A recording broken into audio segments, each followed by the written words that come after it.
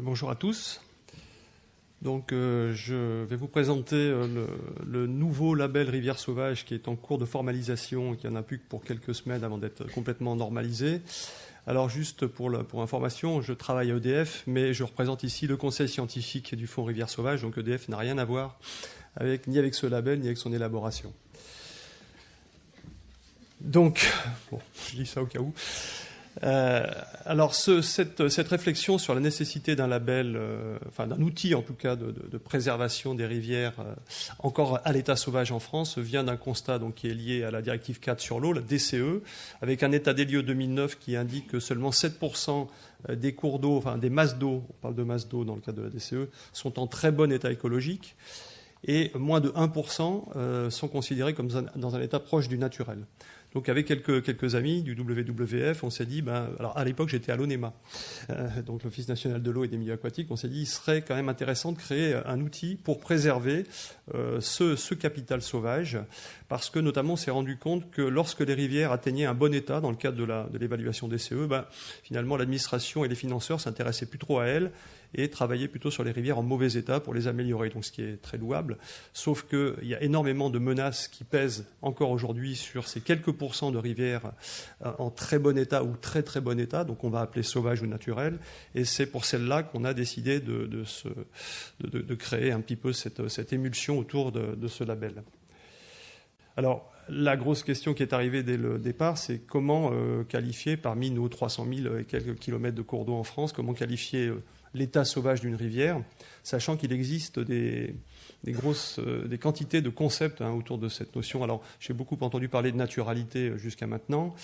Donc, nous, on a décidé de différencier naturalité et sauvagitude. Le terme n'existe pas en français, c'est le wilderness anglo-saxon, avec donc une publication de Yves Souchon du CEMAGREF, IRSTEA maintenant, qui proposait en 87 déjà une distinction entre des rivières sauvages, donc qui sont dans un état quasi sans humain, donc presque aucune action anthropique, intervention humaine, une dynamique fluviale tout à fait libre, une utilisation maximale des ressources trophiques par le milieu, par les biocénoses. Donc ça, c'est vraiment ce qu'on va appeler l'autope, c'est ça qu'on va essayer de définir. On a les rivières naturelles qui sont des rivières un peu plus touchées par l'homme. Il y en a quand même quelques milliers de kilomètres ou dizaines de milliers de kilomètres en France, mais avec des interventions humaines qui ne sont pas discordantes par rapport au fonctionnement du milieu et qui sont surtout réversibles. Et réversible, ça veut dire que si ces interventions humaines s'arrêtent, eh bien la rivière, en quelques années, quelques dizaines d'années, est capable de retourner vers un état sauvage. Et puis ensuite, on a tout le lot des rivières artificialisées. Alors là, il y en a des dizaines de milliers de kilomètres en France. Ça va de quelques endiguements, quelques enrochements, un pont, et jusqu'à des rivières complètement endiguées, rectifiées, avec des gros barrages hydroélectriques au milieu. Donc tout ça tend vers l'irréversibilité. Voilà, si on résume, on a ce schéma qui représente la rivière. En ordonnée, on a les fonctionnalités de la rivière. Quand on est dans le sauvage, on est vraiment à l'extrême gauche de ce schéma, c'est-à-dire que tout est absolument fonctionnel. Toutes les fonctionnalités possibles et imaginables de la rivière sont présentes. Naturel, il y a déjà quelques petites altérations, mais c'est encore pas mal. Et puis artificialisé, c'est ce que j'ai dit, la gamme est très étendue jusqu'à la fin, quasiment plus de fonctionnalité, puisque la rivière ressemble soit à un canal, le Rhône en aval de Lyon, complètement rectifié, qui sert à la navigation, etc.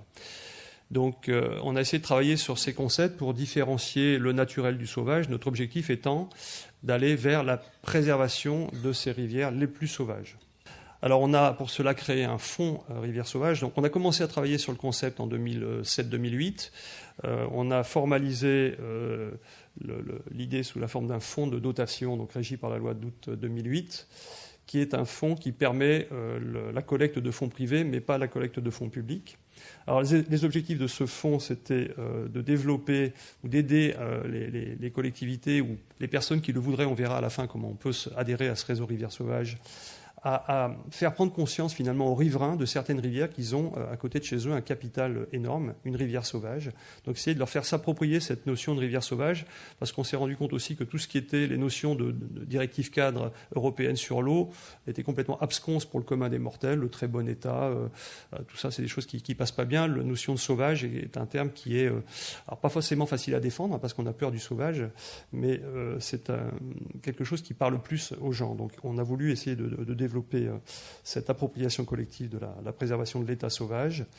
C'est un appui à la protection des cours d'eau les plus patrimoniaux de France, notamment ceux sur lesquels on sent qu'il y a des menaces, de nouvelles menaces d'altération. Et puis, c'était aussi, l'objectif du fonds était de créer un réseau de rivières sauvages. Et progressivement, sans doute à partir du début de l'année prochaine, on va labelliser les premières rivières sauvages. Et petit à petit, on espère, va se créer un réseau de rivières sauvages pour que les acteurs les riverains de ces rivières puissent travailler ensemble et améliorer encore le fonctionnement de leurs rivières.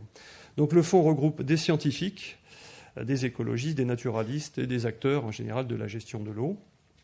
Les moyens, alors pour l'instant, ils sont encore théoriques parce que on n'a pas encore réussi à lever tant que ça de fonds privés, mais on a l'idée de créer donc ce fonds pour aider des projets de labellisation à émerger, éventuellement aider certaines rivières qui seraient dans un état presque sauvage, mais sur lesquelles il y aurait une partie de la rivière qui a été enrochée ou un petit ouvrage, un seuil de moulin qui est tombé en désuétude, c'est éventuellement les aider pour finaliser le retour vers le sauvage, puisque les aides publiques, dans ces cas-là, en général, n'existent plus, puisque je vous l'ai dit, on s'intéresse plutôt aux rivières qui sont en mauvais état, et celles qui sont en très bon état, on considère que c'est déjà suffisant, en tout cas à l'échelle de l'Europe.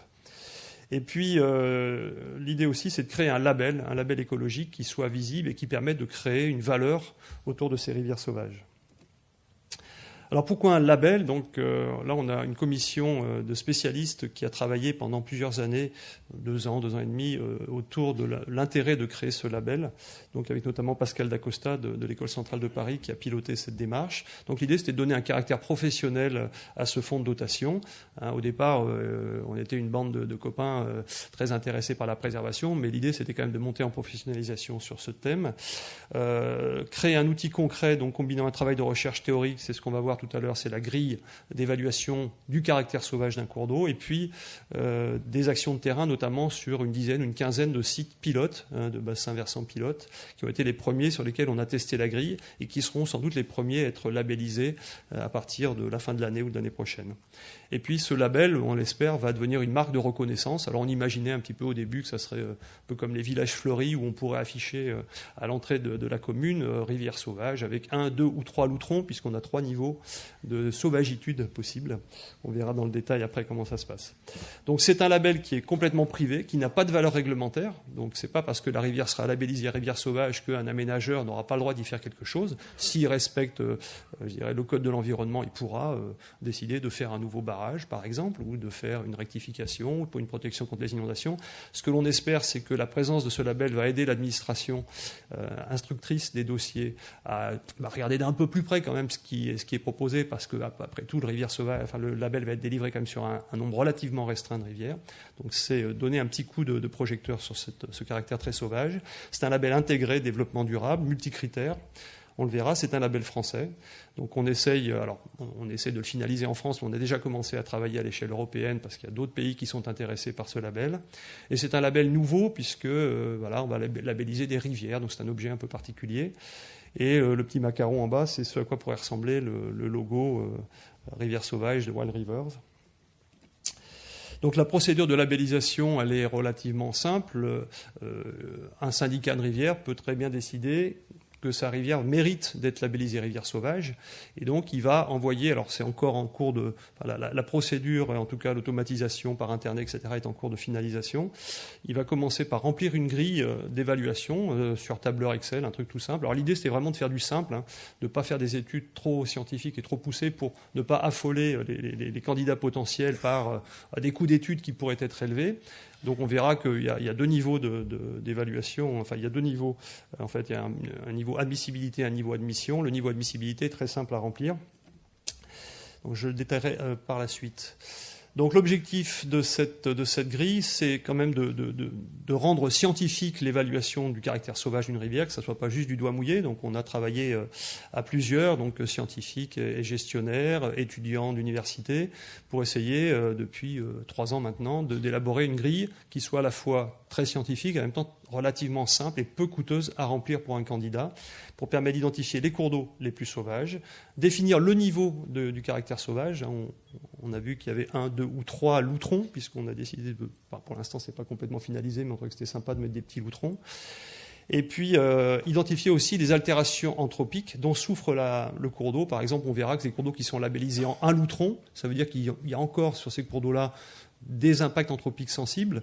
Donc, on peut les identifier et aider, notamment via le fond, à résorber ces éventuels derniers petits impacts anthropiques qui font que la rivière n'a que 1 loutron alors qu'elle en mériterait 2 ou 3.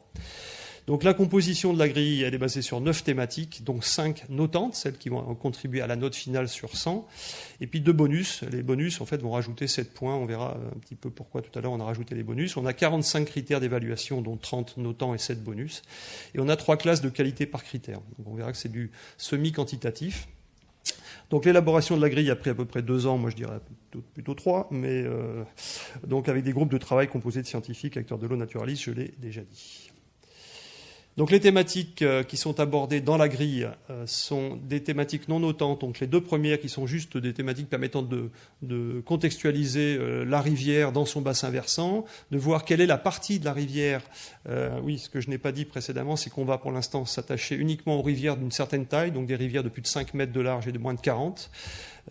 Et aux rivières à des tronçons d'au moins 10 km de long. Pour que le label soit lisible, on ne va pas aller qualifier de sauvage 5 km de rivière ou un petit ruisseau de 50 cm de large. On verra par la suite si on peut labelliser éventuellement des réseaux hydrographiques un peu plus importants avec des cours d'eau plus petits au milieu. Donc le contexte général de la demande de labellisation. Ensuite, les 5 critères, les 5 thématiques notantes, donc l'hydromorphologie et les habitats. Donc c'est tout ce qui est la dynamique du cours d'eau, les processus d'érosion, de transport solide, tout ce qui fait qu'une rivière est vivante sur le plan physique. L'occupation des sols et des activités du fond de vallée, avec notamment la présence de forêts alluviales, etc. Ça sera un des thèmes de l'atelier que j'animerai avec Gilbert Cochet cet après-midi, donc rivière sauvage, forêt alluviale, comment ça peut fonctionner ensemble. La qualité de l'eau, bien évidemment, la biodiversité du cours d'eau et de son corridor, et puis la fréquentation humaine qui va être importante pour donner un caractère sauvage ou non à un cours d'eau. Une rivière très sauvage, mais avec 3000 canoës qui passent pendant toute la saison d'été, elle perd un peu son caractère sauvage. Donc on a voulu aussi apprécier cet aspect fréquentation. Et puis on a deux dernières thématiques qui viennent rajouter un petit bonus, donc sur l'occupation des sols du bassin versant et la présence ou la gestion d'espèces remarquables. Donc, comme je vous l'ai dit, il y a 2 onglets. Le premier onglet à remplir, lorsque tout ça sera fonctionnel et sur Internet, c'est-à-dire que la rivière candidate, ou le technicien du syndicat, c'est un syndicat, pourra télécharger la grille d'admissibilité qui permet de réaliser un audit rapide du cours d'eau. Donc, si le technicien a un petit peu d'historique de sa rivière, quelques données biologiques, etc., ça permet de remplir très très vite la grille et de savoir si on est très loin de l'éligibilité ou si on a des bonnes chances d'être éligible au label. C'est pas la peine d'aller lancer des campagnes de pêche électrique, des mesures complexes, si finalement on est très très en dessous de la probabilité d'obtenir ne serait-ce que le premier loutron. Lorsqu'on reçoit cette grille d'admissibilité, on la regarde, on s'aperçoit qu'on est par exemple à la note de 80 sur 100, donc on est forcément éligible au moins à 1, peut-être même à 2 loutrons. Donc à ce moment-là, on dit au candidat, très bien, maintenant vous allez passer à un niveau supérieur, il nous faut des données sur la qualité de l'eau, il nous faut des pêches électriques pour avoir les peuplements piscicoles, il nous faut... Donc là, on complexifie un petit peu, ça demande un peu plus de temps et de sous. Mais le premier niveau, c'est déjà il y a quelques dizaines de jours de travail. Ça peut être réalisé par un stagiaire, par exemple, dans le cadre d'un stage de master ou de choses comme ça. C'est ce qui a été fait dans le cadre de la LIS. Voilà. Donc le système de notation est basé sur des seuils de notation qualitatifs ou quantitatifs. Donc quand on est dans le seuil de note 2, on est sur des critères non ou très peu altérés. Note 1, peu altéré, altéré. Note 0, très altéré. Cette note 0 peut être éliminatoire pour certains critères. Donc, par exemple, ici, si on est sur la partie donc, hydromorphologie et habitat, les formes fluviales, donc le tracé du lit, le linéaire de cours d'eau rectifié total, donc ça c'est un des critères. Ici, c'est la vis que je présenterai tout à l'heure. 1% du linéaire a été rectifié historiquement. On considère que si on a plus de 10% du linéaire sur le tronçon qui demande la labellisation, c'est éliminatoire. C'est même pas la peine de continuer le travail. Ça ne peut pas être éligible même à un loutron. Donc entre 5 et 10%, on a une note de niveau 1, et si on a moins de 5% du linéaire, eh bien, on a une note de niveau 2. Donc tout ça pour chacun des critères, donc on a ces différents niveaux d'élimination ou ces différents niveaux de notes qui sont renseignés ici. Alors on voit ici que dans cette colonne, on est déjà au niveau 1. Le niveau 1, ça veut dire que les données sont fiables. Ça veut dire qu'on est déjà presque au niveau de la labellisation de l'onglet numéro 2 de l'admission, hein, puisque sur cette rivière, il y avait déjà pas mal d'études qui ont permis presque directement de remplir la grille d'admission et pas seulement la grille d'admissibilité. Alors, on a des systèmes de pondération. Tous les critères et toutes les thématiques n'ont pas le même poids dans la note. Donc, l'hydromorphologie et les habitats comptent pour 53%, 53 points sur l'ensemble de la note. Il y a 14 critères. On verra que les critères aussi sont pondérés. L'occupation des sols et les activités du fond de vallée comptent pour 5%. La qualité de l'eau, 2%, etc. Donc, inutile de vous dire qu'il y a eu des débats très très longs sur pourquoi on mettait plutôt la pondération sur tel ou tel paramètre. Donc ça, c'est à peu près maintenant, c'est solide. Enfin, je veux dire, c'est finalisé. Tout le monde a validé, en tout cas tous les scientifiques présents autour de la table pour l'élaboration de cette grille ont validé cette démarche de pondération. Donc, c'est pas très lisible, je pense, mais on a fait ce même travail de pondération au niveau des critères. Donc, sur le 53%, par exemple, de la note de la thématique hydromorphologie, on voit que donc, le linéaire rectifié compte pour 6 points. Le pourcentage de bassins versants interceptés par des ouvrages qui piègent la charge sédimentaire va compter pour 6 points, etc. Donc, je ne rentre pas dans le détail parce que ça dépasserait les 20 minutes. Mais alors, ceux qui souhaitent aller dans le détail, on a le guide méthodologique qui va avec, donc qui est disponible. Je ne sais pas s'il est déjà sur le site internet, mais il le sera dans les prochaines semaines. Donc le détail de la grille, là aussi, je ne rentre pas justement dans ce détail, mais on a des choses sur l'hydromorphologie qui sont, par exemple, est-ce qu'on a des ouvrages qui vont modifier le régime des crues? Parce qu'on sait que les crues sont importantes pour dynamiser le système, pour nettoyer les substrats, pour arracher les végétaux. Donc c'est un fonctionnement important dans la dynamique fluviale. Si on a des crues morphogènes, par exemple, qui sont très modifiées, ça peut même être éliminatoire. On a, que vous dire, l'impact des éclusés, par exemple. Les barrages hydroélectriques, pour certains, fonctionnent par éclusés pour fournir de l'électricité de pointe. Les éclusés, ça a quand même des impacts relativement importants sur les milieux. Donc, alors, c'est pas éliminatoire. Ah si, c'est éliminatoire, pardon, pour le... Dès qu'on dépasse un certain linéaire impacté par les éclusés, plus d'1% du linéaire, c'est éliminatoire. Il y a d'autres paramètres qui ne sont pas éliminatoires. C'est simplement, on aura 0 à ce critère. Par exemple, l'impact cumulé des prélèvements en eau. Si c'est impacté, donc de niveau 0, ça donne 0, mais ce n'est pas éliminatoire. Alors ainsi de suite, je ne passe pas tous les 5 thématiques et leurs critères associés. On a la qualité de l'eau, bien évidemment, donc avec très impacté, bon état écologique au sens de la DCE, très bon état, etc. Au final, donc ce fichier Excel est renseigné, d'accord, par des valeurs. On obtient une note. Ici, on a la note de 26. On obtient une note et en fonction des notes obtenues, on a des loutrons. Donc si on a entre 70 et 80, on a un loutron. Entre 80 et 90, 2 loutrons. Et 3 loutrons, c'est plus de 90. Alors 3 loutrons, c'est vraiment le top. On va dire que pour l'instant, dans l'esprit, le 1 loutron, c'est le début du naturel. Si vous vous souvenez du premier schéma. 2 loutrons, on est entre le naturel et le sauvage. Et 3 loutrons, on est vraiment dans le sauvage au sens strict de la première diapo que je vous ai présentée. Donc, premier exemple, c'est la rivière sur laquelle on a testé vraiment jusqu'au bout la grille, donc c'est la Vis, qui est une rivière affluente de l'Hérault. On a un cours amont qui fait 10 km, c'est un torrent de montagne dans un chaos granitique. On a un cours médian, pour ceux qui connaissent un peu, qui est à sec 90% du temps, donc avec un assèchement karstique qui n'est pas lié à des interventions humaines. Et puis on a un cours aval qui fait une trentaine de kilomètres avec un système de gorge méandriforme qui est la partie la plus intéressante de la Vis. Voilà, donc on a des acteurs importants, une occupation des sols essentiellement naturelle, 35 communes. On a eu beaucoup de moulins à une époque, il y en a un peu moins aujourd'hui. On a 2 centrales hydroélectriques, dont une EDF. Voilà, on a 2 piscicultures, on a des captages d'eau potable. Donc malgré tout, il y a quand même la présence humaine.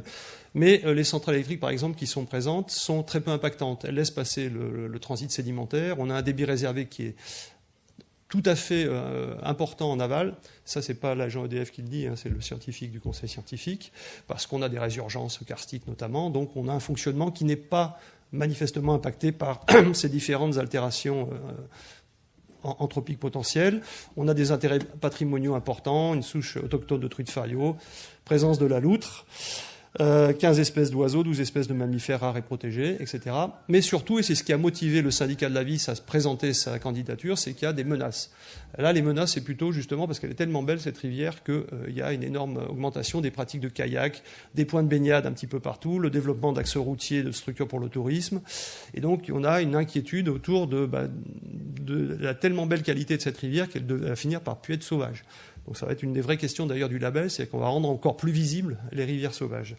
On pourra en débattre tout à l'heure. Donc au final, je passe très vite puisque j'ai entendu le petit oiseau là. Quand on fait passer la vis à la moulinette de la grille, on obtient 81 points, donc on est juste au niveau de l'outron. On vient de passer les 80, donc elle est éligible à de l'outron malgré la présence de certaines infrastructures, malgré une fréquentation en été notamment qui commence à devenir importante.